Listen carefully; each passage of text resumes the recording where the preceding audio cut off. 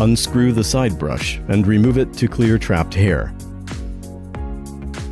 Place side brush back in place and screw it in tightly. Pull hair from the bristles and off of either end of the main brush. Use a pair of tweezers to pry out the omnidirectional wheel. Push down on the tire until the metal disc pops out. Remove any trapped hair and add a few drops of olive oil, then reassemble. Wipe clean all sensors using a dry, lint-free cloth.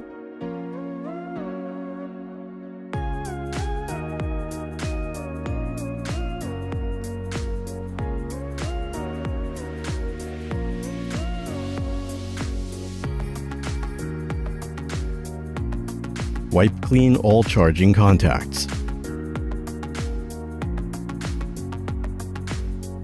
Replace water filter elements every 1 to 3 months, depending on water quality and mopping frequency.